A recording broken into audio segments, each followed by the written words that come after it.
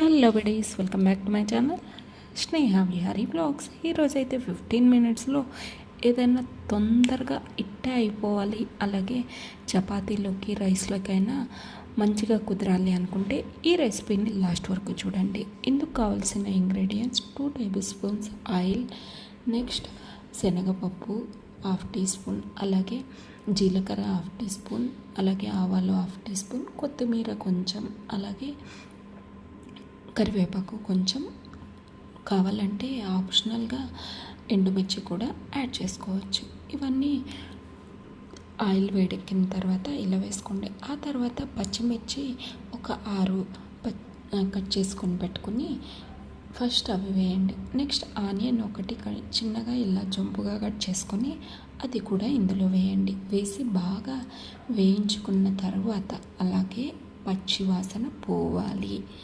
ఏదైనా కానీ పచ్చివాసన పోవాలి అంటే అట్లీస్ట్ 2 or 3 మినిట్స్ పడుతుంది.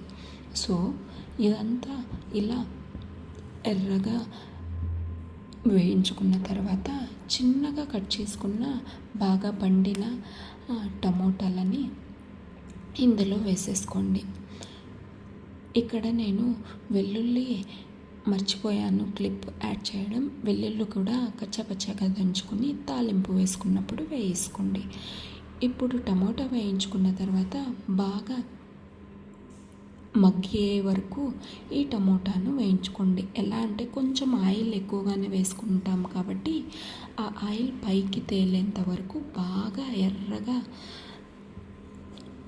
వేగే వరకు టమోటాలని ఇలా మగ్గిపెట్టిన తర్వాత ఇందులోనే లాస్ట్ టమోటా అంతా బాగా మగ్గిపోయిన తర్వాత మెత్తగా పేస్ట్ లాగా అయిపోతుంది. అప్పుడు కొంచెం 1 టేబుల్ స్పూన్ గరం మసాలా, అలాగే కొంచెం కారం పొడి 1/2 టీ స్పూన్ వేయించుకోండి. చాలా అంటే చాలా టేస్టీగా ఉంటుంది. చివరిలో ఇక యాజ్ యూజువల్గా అన్నిట్లో వేసుకునేలాగానే కొత్తిమీర చిన్నగా కట్ చేసుకొని పైన వేసేసుకోండి.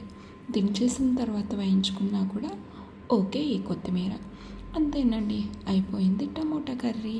ఒక 15 మినిట్స్ చాలు దీనికి.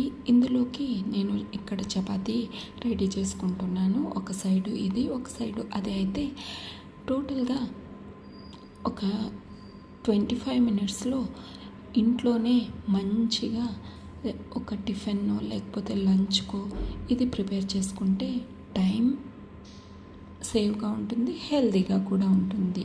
సో ఇలా